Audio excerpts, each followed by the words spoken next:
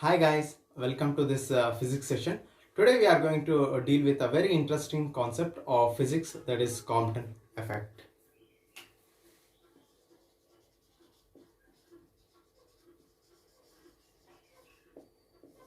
So before understanding what is Compton effect, we need to understand where it is used. Okay, what is its application?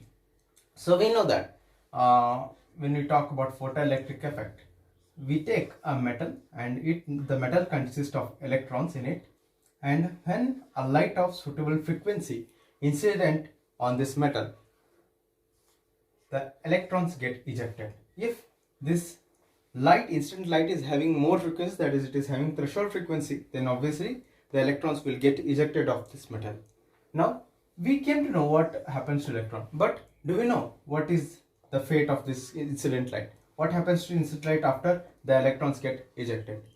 So the fate of this incident light is studied under Compton effect. So the Compton effect gives us the answer for understanding what happens to the incident light after it makes the electron gets ejected. So guys, let us understand what is Compton effect now. So let us take a metal. Okay, so let this be the x-axis and let this be the y-axis of this metal. Now let a incident light be incident on this metal, and this incident light is having energy E is equal to h nu. I am writing this equation based upon the Planck's equation of energy. So once this incident light, so let us call it as incident photon. Once this photon gets incident on this metal, the electron present in it is going to be scattered. The electron is going to be ejected. So this electron is called as a recoil electron. So energy of this electron is given by m naught c square according to Einstein's equation of energy, mass and velocity relation.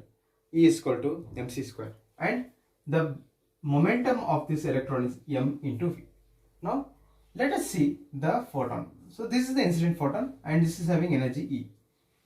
So the electron will get recoiled by an angle phi, whereas this incident photon will get scattered in another direction with an angle theta. This is called scattering angle, and it will be having an energy E dash is equal to h nu dash. So I took frequency of incident photon as nu and the frequency of scattered photon is nu dash.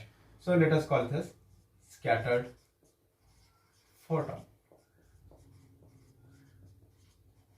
Okay, so we know that the relationship between energy and frequency is given by E is equal to h nu. We also know that C is equal to nu into lambda. So nu is equal to C by lambda. I just shifted lambda down. Okay, I will put this nu in this equation. E is equal to h c by lambda. So let me just substitute the same here. E is equal to h c by lambda. This is the energy of incident photon, and same I can write for the scattered also. H c by lambda dash. So this is the energy of scattered photon. So in this Compton effect, we see that the incident photon gets scattered by an angle theta when it gets collided with a metal or a material. Okay, so of a low atomic number. So this is an inelastic collision. The collision in which there is change in the kinetic energy of the particle is called as inelastic collision. This is an inelastic collision. Hence, this incident photon may either lose its energy to this material or even gain energy from this material. Hence, there will be change in the energy of the scattered photon when we compare with the incident photon. So two cases may arise. Either the incident photon may be having higher energy than scattered photon. This time, in this case, the incident photon has lost its energy to the material and Hence, we see that the scattered photon is having less energy, or it is the reverse condition also may be possible. That is, the scattered photon may be having higher energy than the incident photon. That means the photon has gained energy from the material. So these are the two possibilities. Now coming to this is the Compton effect. The change in the see, this is the wavelength of this incident photon is lambda. Then the wavelength of this scattered photon is lambda just. Hence, we observe that there is change in energy, then obviously there is change in wavelength. There is change in even frequency. Frequency also gets changed. Frequency doesn't remain same, neither the wavelength. The wavelength, energy, frequency, all these parameters get changed when the photon gets incident and it gets scattered. Okay. So this change in the wavelength, is called as Compton shift. The change in the wavelength of the scattered photon and the incident photon is called as Compton shift. So this delta lambda, this is change in wavelength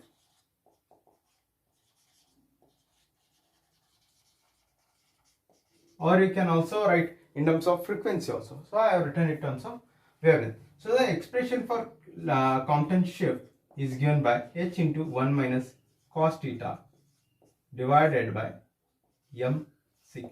So the lambda dash, this is the Compton shift, and h is Planck's constant, which is having the value 6 into 10 power minus 34 joule second, and theta is the scattering angle, and m is nothing but we can also write as m naught. So since it is, we are taking the rest mass of this electron, so mass of electron, and c is velocity of light. So h is constant, m naught is constant, c is constant. Only changing is the theta. So the Compton shift depends only on the scattering angle. As the scattering angle changes, the Compton shift also varies. So this is all about the Compton effect and Compton shift. So this is the Compton shift.